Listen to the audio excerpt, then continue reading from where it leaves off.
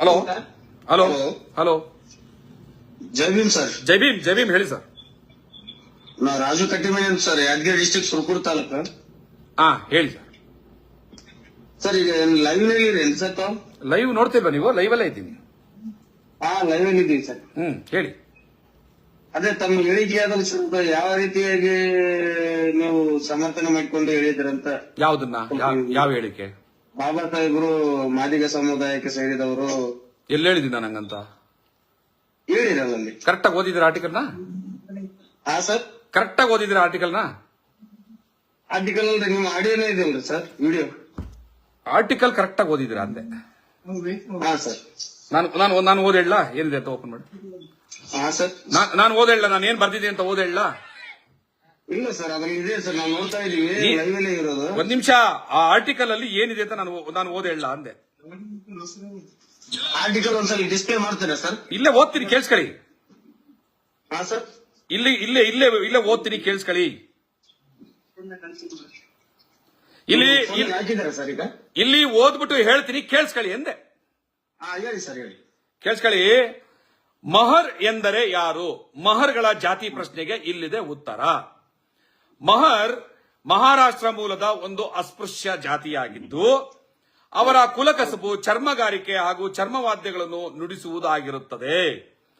ಮಹಾರಾಷ್ಟ್ರ ರಾಜ್ಯ ಸರ್ಕಾರದ ಜಾತಿ ಪಟ್ಟಿಯಲ್ಲಿ ಮಹರ್ ಜಾತಿಯನ್ನು ಚರ್ಮಗಾರಿಕೆ ವೃತ್ತಿ ಹಾಗೂ ಚರ್ಮವಾದ್ಯಗಳನ್ನು ನುಡಿಸುವ ಮಾದಿಗ ಸಂಬಂಧಿತ ಜಾತಿಯಲ್ಲಿ ಪಟ್ಟಿಯಲ್ಲಿ ಗುರುತಿಸಲಾಗಿದೆ. ಮಾದಿಗ ಜಾತಿಯವರು ಅಂಬೇಡ್ಕರ್ ಅಂತ ಹೇಳ್ತಿಲ್ಲ, ಆ ಕ್ಯಾಸ್ಟ್ ಲಿಸ್ಟ್ ಗಳಲ್ಲಿ ಗುರುತಿಸಲಾಗಿದೆ. ಇದನ್ನ ದಾಖಲೆಗಳ ಮೂಲಕ ನೀವು ಪರಿಶೀಲಿಸಬಹುದು. ಮಹಾರಾಷ್ಟ್ರ ರಾಜ್ಯ ಒಂದ್ ನಿಮಿಷ. ಹೇಳಿ ಸರ್, ಹೇಳಿ. ಯಾಕೆ ಅಲ್ಲ, ಸೆಂಟ್ರಲ್ ಏನ್ ಹೇಳ್ಬೇಕು ಅಂತ ಪ್ರಯತ್ನ ಮಾಡ್ತಾ ಇದ್ದೀರಾ ನೀವು? ಇಲ್ಲ ಹೇಳಿ ಸರ್, ನೀವು ಹೇಳಿ. ಕೊನೆಗೆ ಹೇಳ್ತೀನಿ ಕೇಳಿ, ಪೂರ್ತಿ ಕೇಳಿಸ್ಕೊಳಕ್ಕಾಗಲ್ಲ ನಿಮ್ಗೆ. ಚರ್ಮವಾದ್ಯಗಳನ್ನು ನುಡಿಸುವುದು ಮಹರ್ ಜಾತಿಯಲ್ಲಿ ಹುಟ್ಟಿದ್ದ ಬಾಬಾ ಸಾಹೇಬ್ ಅಂಬೇಡ್ಕರ್ ಅವರು ಭಾರತಕ್ಕೆ ಸಂವಿಧಾನವನ್ನು ಕೊಟ್ಟವರು ಮಾತ್ರವಲ್ಲದೆ ಜಗತ್ತಿನ ಎಲ್ಲ ಮಹರ್ ಸಮುದಾಯದಲ್ಲಿ ಜಾತಿಯಲ್ಲಿ ಹುಟ್ಟಿದಂತವರು ಅಂತ ಹೇಳ್ತಾ ಇರೋದಿಲ್ಲಿ.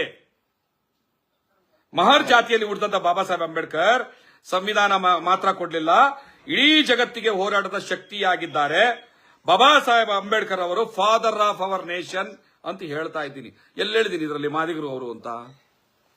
ಇವಾಗ ಲೈವ್ ಅಲ್ಲಿ ಈ ತರ ಹೇಳ್ತಾ ಇದ್ರಿ ಸರ್ ನೀವು. ಇದಕ್ಕಿಂತ ಮೊದಲೇ ವಿಡಿಯೋದಲ್ಲಿ ಇರೋದು ಮಾದಿಗ ಸಮುದಾಯಕ್ಕೆ ಸೇರಿದವರು ಡಾಕ್ಟರ್ ಬಾಬಾ ಸಾಹೇಬ್ ಅಂಬೇಡ್ಕರ್ ಅಂತ ಹೇಳಿದ್ರಿ. ನಾನೆಲ್ಲೂ ಹೇಳಿಲ್ಲ. ನಿಮ್ಗೆ ಏನೇನೋ ಅನ್ಕೊಂಡ್ರೆ ನಾನು ಹೊಣೆ ಅಲ್ಲ. ಒಂದು ನಿಮಿಷ ಹಂಗೆ ಇದ್ರೆ ಹೇಳ್ತೀನಿ.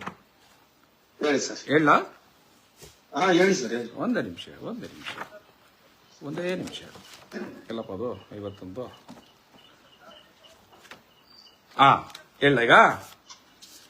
ಬಾಬಾ ಸಾಹೇಬ್ ಅಂಬೇಡ್ಕರ್ 1927 ಇಸ್ವಿ ಸಾಯಂಕಾಲ 7 ಗಂಟೆಗೆ ಬುಧವಾರ 20ನೇ ತಾರೀಕು ಜುಲೈನಲ್ಲಿ ಒಂದು ಭಾಷಣವನ್ನ ಮಾಡ್ತಾರೆ. ಆ ಭಾಷಣದಲ್ಲಿ ಇಲ್ಲಿದೆ, ಅವ್ರು ಹೇಳ್ತಾರೆ ನೋಡಿ, ನನ್ನ ಭಾಷಣವನ್ನ ಯಾರೂ ಕೂಡ ಅಪಾರ್ಥವಾಗಿ ಅರ್ಥೈಸಿಕೊಳ್ಳಬಾರದು, ಆಯ್ತಾ? ನಾಯಕರ ಮೇಲೆ ಯಾವತ್ತೂ ಟೀಕೆಗಳಾಗುತ್ತವೆ ಅನ್ನೋದನ್ನ ನಾನು ಬಲ್ಲೆ. ಅಂದ್ರೆ ನನ್ನ ಮೇಲೆ ಟೀಕೆಗಳು ತುಂಬಾ ಇದಾವೆ, ಅದಕ್ಕೆ ಉತ್ತರ ಕೊಡ್ತೀನಿ. ನಾನು ಮಾಂಗ್ ಜಾತಿಯವನು ಅನ್ನುವುದು ನಿಮಗೆಲ್ಲ ಗೊತ್ತು. ಇದು ನಾನಲ್ಲಪ್ಪ ಹೇಳ್ತಾ ಇರೋದು, ಬಾಬಾ ಸಾಹೇಬ್ ಅಂಬೇಡ್ಕರ್ ಹೇಳ್ತಾ ಇರೋದು. ಮಾಂಗ್ ಜಾತಿಗೆ ಸೇರಿದವನು ಅಂತ ಬಾಬಾ ಸಾಹೇಬ್ ಅಂಬೇಡ್ಕರ್ ಹೇಳ್ಕೊತಾ ಇದ್ದಾರೆ. ಈ ಪುಸ್ತಕವನ್ನ ತಂದಿರೋದು ರಾಜ್ಯ ಸರ್ಕಾರ. ಈ ಪುಸ್ತಕದ ಸಂಪಾದಕ ಸಮಿತಿಯ ಇಲ್ಲಿ ಕೇಳಿಸ್ಕೊಳ್ರಿ, ಫಸ್ಟ್ ಇಲ್ಲಿ ಕೇಳಿಸ್ಕೊಳ್ರಿ. ನಾವ್ ಏನೋ ಪ್ರೂವ್ ಮಾಡ್ಲೇಬೇಕು ಅಂತ ನೀವೇ ಮಾತಾಡ್ಕೊಂಡ್ರೆ ನಾನು ಯಾರಿಗೋಸ್ಕರ ಮಾತಾಡ್ತಿರೋದು? ನಾನು ಮಾಂಗ್ ಜಾತಿಗೆ ಸೇರಿದಂತ ಬಾಬಾ ಸಾಹೇಬ್ ಅಂಬೇಡ್ಕರ್ ಬರ್ಕೊಂಡಿರುವಂತ ಈ ಪುಸ್ತಕವನ್ನ ಪ್ರಕಟಣೆಗೆ ತಂದಿರೋದು ರಾಜ್ಯ ಸರ್ಕಾರ. ಇದಕ್ಕೊಂದು ಸಂಪಾದಕ ಸಮಿತಿ ಅಂತಿತ್ತು. ಈ ಸಂಪಾದಕ ಸಮಿತಿಯಲ್ಲಿ ಸಿದ್ದಲಿಂಗಯ್ಯನವರು, ದೇವನೂರು ಮಹಾದೇವನವರು ಇರುವಂತದ್ದು. ಇವ್ರು ತಂದಿರೋ ಪುಸ್ತಕನ ನಾನು ಹೇಳ್ತಾ ಇದ್ದೀನಿ ಅಷ್ಟೇ, ನಾನೇನು ಹೇಳ್ತಾ ಸರ್. ಮತ್ತೆ ಒಂದ್ ನಿಮಿಷ ಮತ್ತೆ ಇದ್ರ ಮೂಲಕ ಬಾಬಾ ಸಾಹೇಬ್ ಅಂಬೇಡ್ಕರ್ ಅವ್ರನ್ನ ಮಾದಿಗ ಜಾತಿಗೆ ಸಂಬಂಧಪಟ್ಟವರು, ಮಾಂಗ್ ಜಾತಿಗೆ ಸಂಬಂಧಪಟ್ಟವರು ಅಂತ ನಾನ್ ಪ್ರೂವ್ ಮಾಡಕ್ ಹೋಗಲ್ಲ. ಯಾಕಂದ್ರೆ ಬಾಬಾ ಸಾಹೇಬ್ ಅಂಬೇಡ್ಕರ್ ಅವ್ರನ್ನ ಜಗದ್ವಂದಿತರು ಅಂತ ಕರಿತೀನಿ. ಇಡೀ ವಿಶ್ವ ಅವ್ರ ಕೈ ಮುಗಿಯುವಂತದ್ದು. ಜಾತಿಗೆ ಕಟ್ಟಾಕಬಾರದವರು, ಜಾತಿಯಿಂದ ಹೊರಗಡೆ ವಿಶ್ವ ಮಾನವತೆಯೆಡೆಗೆ ಸಾಗಬೇಕಾಗಿರೋರು.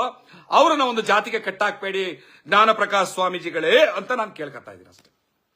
ಆಯ್ತು ಸರ್, ಈಗ ಜ್ಞಾನ ಪ್ರಕಾಶ್ ಸ್ವಾಮೀಜಿ ಅವರಿಗೆ ನೀವು ಕೇಳುವ ಪ್ರಶ್ನೆಗಳು 100 ಇರ್ಬೋದು ಸರ್. ಆದ್ರೆ ಅಲ್ಲಿ ಆ ಪ್ರಶ್ನೆಯಲ್ಲಿ ಬಾಬಾ ಸಾಹೇಬ್ರನ್ನ ನಡುವು ತರೋ ಅವಶ್ಯಕತೆ ಇಲ್ಲ ಸರ್ ಅಲ್ಲಿ. ಈಗ ಯಾಕಂತಂದ್ರ ಒಬ್ರು ಈಗ ನಾನು ತಪ್ಪು ಅಂತ ನಿಮ್ ಕೇಳಕತ್ತೀನಿ ನನ್ಮಗ, ನಾ ತಪ್ಪು ಹೆಜ್ಜೆ ಇಡ್ತಾ ಇದೀನಿ ಅಂತಂದ್ರೆ ರಾಜು ಅವರೇ ನೀವು ತಪ್ಪು ಹೆಜ್ಜೆ ಇಡ್ತಾ ಇದ್ರೆ ನಿಮ್ ಹೆಜ್ಜೆಗಳು ಸರಿ ಇಲ್ಲ ಅಂತ ಹೇಳ್ರಿ. ಯಾಕಂತಂದ್ರೆ ವಿಶ್ವ ಮಾನವರಂತ ಹೇಳ್ತಾ ಇದ್ದೀರಿ ಮತ್ತು ವಿಶ್ವ ನಾಯಕರಂತ ಹೇಳ್ತಾ ಇದ್ರ ನನ್ಮಗ ಅವ್ರನ್ನ ಅಡ್ಡ ತಂದು ಇವರು ಜ್ಞಾನ ಪ್ರಕಾಶ್ ಸ್ವಾಮೀಜಿ ಅವರಿಗೆ ನೀವು ಉತ್ತರ ಕೊಡೋದು ಎಷ್ಟು ಒಳ್ಳೆಯದು, ಎಷ್ಟು ಸೂಕ್ತ ಅಂತ ಈಗ ಕೇಳಿಸ್ಕೊತೀರಾ? ಹೇಳ ಹೇಳಿ. ಜ್ಞಾನ ಪ್ರಕಾಶ್ ಸ್ವಾಮೀಜಿ ಅವರ ಹೇಳಿಕೆ ಏನು ಅಂತ ಗೊತ್ತಾ ನಿಮ್ಗೆ? ಹೇಳಿ. ಅಲ್ಲ ಗೊತ್ತಾ ಅವ್ರ ಹೇಳಿಕೆ ಏನಿತ್ತು ಅಂತ ಗೊತ್ತಾ? ಇಲ್ಲ ಸರ್. ಮತ್ತೆ ಅದನ್ನ ತಿಳ್ಕೊಂಡ್ರೇನೆ ನಿಮ್ಗೆ ಅರ್ಥ ಆಗೋದು. ಜ್ಞಾನ ಪ್ರಕಾಶ್ ಸ್ವಾಮೀಜಿಗಳು ಏನನ್ನ ಹೇಳ್ತಾ ಇದ್ದಾರೆ ಅಂತಂದ್ರೆ, ಮಾದಿಗರು ಒಳ ಮೀಸಲಾತಿಗಾಗಿ 35 ವರ್ಷಗಳ ಹೋರಾಟ ಮಾಡಿದ್ರು. 12 ಜನ ಸತ್ತೋದ್ರು ಹೋರಾಟದಲ್ಲಿ. ಆದ್ರೂ ಕೂಡ ಅವರಿಗೆ ನ್ಯಾಯ ಸಿಗ್ಲಿಲ್ಲ. ನಾವು 3 ದಿವಸ ಹೋರಾಟ ಮಾಡಿದ್ವಿ, ನಮ್ಗೆ 6% ಸಿಕ್ತು. ಆಯ್ತಾ? ಯಾಕೆ ಅಂತಂದ್ರೆ ನಾವು ಮಾತ್ರ ಅಂಬೇಡ್ಕರ್ ಅವರ ಮೊಮ್ಮಕ್ಕಳು ಅಂತ ಹೇಳಿದ್ರು.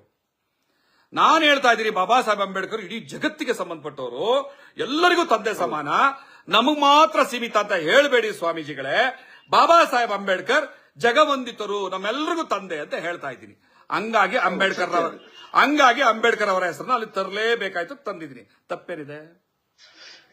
ತಪ್ಪಿ ನೋಡಿ ಸರ್.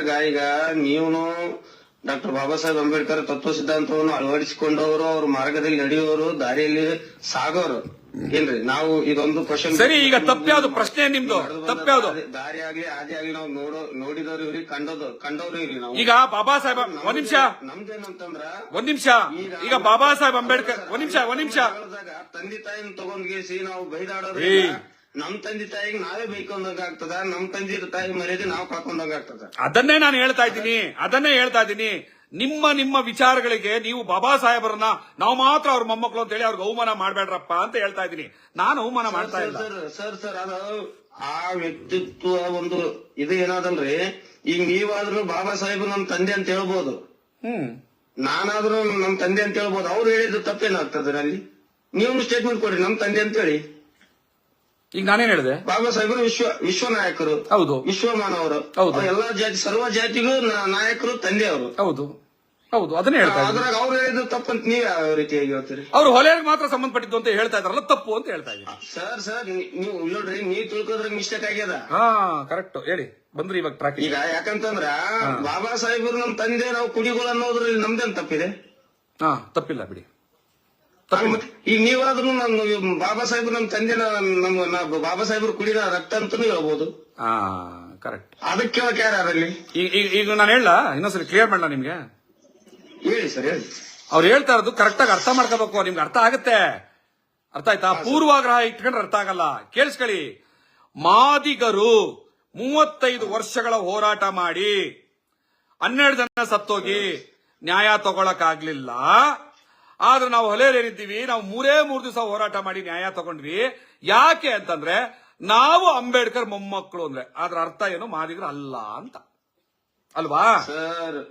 ಏನ್ ಸರ್ ಪ್ರಕಾಶ್ ಸ್ವಾಮೀಜಿ ಅವ್ರು ಹೇಳ್ಯಾರಂತಂದಾಗ ನೀವು ಆಗ್ತೀರ ಅನ್ನೋದಕ್ಕೆ ಅಂದ್ರೆ ನೀವು ಒಪ್ಕೊಂತೀರಿ? ನೀವು ನಾವೆಲ್ಲ ಬಾಬಾ ಸಾಹೇಬ್ ರಕ್ತ, ನಾವು ಬಾಬಾ ಸಾಹೇಬ್ರ ಮೊಮ್ಮಕ್ಕಳೆಲ್ಲ, ನಾವು ಕುಡಿಗಳಲ್ಲ ಅಂತ ನೀವು ಒಪ್ಕೊಂಡಂಗ ಆಗ್ತದಲ್ರಿ? ಅವ್ರು 100 ಮಂದಿ ಏನ್ ಅರ್ಥ ಕೊಡ್ತಾರೆ ಸರ್. ಅಲ್ಲ ಏನ್ ಅರ್ಥ ಅವ್ರು 100 ಸ್ಟೇಟ್ಮೆಂಟ್ ಕೊಟ್ಬಿಟ್ರೆ ಕೇಳ್ಕೊಂಡು ಕೂತ್ಕೊಳ್ಳೋಕೆ ಇಲ್ಲಿ ಬಿಟ್ಟಿ ಬಿದ್ದಿಲ್ಲ ಯಾರು 100 ಸ್ಟೇಟ್ಮೆಂಟ್ ಅವ್ರು ಕೊಟ್ಬಿಡಕ್ಕೆ. ಅವ್ರು ಬೇಕಾದಂತ ಸ್ಟೇಟ್ಮೆಂಟ್ ಕೊಟ್ಬಿಟ್ರೆ ಒಂದು ಸ್ಟೇಟ್ಮೆಂಟ್ ಕೊಟ್ಟಾರ ಅಂತ ಹೇಳಿ ನೀವು ಬಾಬಾ ಸಾಹೇಬ್ರನ್ನ ಬಳಸ್ಕೊಂಡು ನಿಮ್ಮ ಬೆಳೆ ಬೇಸಿಗೆ ಮಾಡಿದಿರಾ ಅಥವಾ ನೀವು ಬೆಳಿಬೇಕಂತ ಮಾಡಿದಿರಾ? ಬಾಬಾ ಸಾಹೇಬ್ರನ್ನ ಬಳಸ್ಕೊಂಡು ಅವಮಾನ ಮಾಡ್ತಾರ, ತಪ್ಪು ಅಂತ ಹೇಳ್ತಾ ಇರೋದು. ನೀವು ಅದೇ ಮಾಡ್ತಾ ಇದ್ರಿ ಸರ್ ಇವಾಗ. ಕೇಳಿಸ್ಕೊಳ್ರಿ, ಬಾಬಾ ಸಾಹೇಬ್ರನ್ನ ನಿಮ್ಗೆ ಯಾರಿಗೂ ಗುತ್ತಿಗೆ ಕೊಟ್ಟಿಲ್ಲ.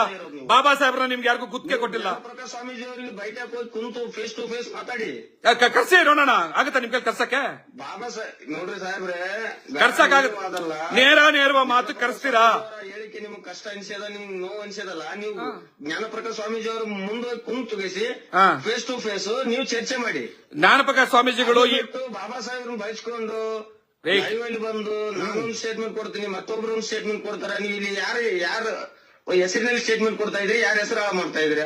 ಬಾಬಾ ಸಾಹೇಬ್ರ ಬಗ್ಗೆ ನೀವು ಸಮಾಜಕ್ಕೆ ದಾರಿಯಾಗಿ ಕೇಳಿಸ್ರಿ ರಾಜುನ ರವಿನ ಏನು ಹೆಸರು ಯುವಕರಿದ ನಮ್ಮಂತ ಚಿಕ್ಕವರ್ಲಿದ್ದ ನೀವು ಹೇಳಿಕೆ ಹೋಗ್ಬಾರ್ದು ಸರ್ ಅದು.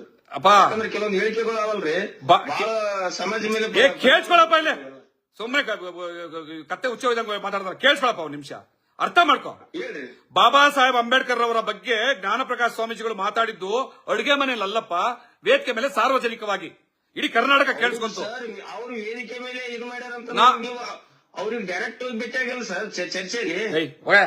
ಹೇಳ್ತಾ ಇದ್ದೀನಿ ಕೇಳಿಸ್ಕೊಳಕ್ ಡೈರೆಕ್ಟ್ ಚರ್ಚೆ ಆಗ್ಬೇಕಂತೆ. ಡೈರೆಕ್ಟ್ ಆಗಿ ಚರ್ಚೆ ಮಾಡ್ಬಿಟ್ಟು ಅವ್ರು ಇಡೀ ರಾಜ್ಯಕ್ಕೆ ಕೇಳ್ಬಿಟ್ಟಿದ್ದಾರೆ.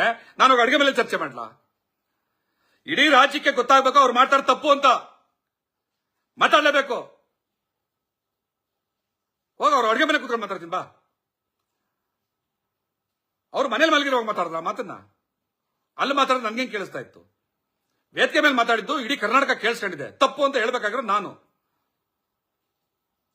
ಅವ್ರು ಎಲ್ರಿಗೂ ಸೇರಿದವರು ಅಂತ ಹೇಳ್ಬೇಕಾಗಿರೋದು ನಾನು ಬಾಬಾ ಸಾಹೇಬ್ ಅಂಬೇಡ್ಕರ್ ಮಾದಿಗರು ಅಂತನೋ ಒಲೆಯವರು ಅಂತ ಕ್ಲೈಮ್ ಮಾಡಕ್ಕಲ್ಲ ಇಲ್ಲಿ ಕೂತಿರೋದು.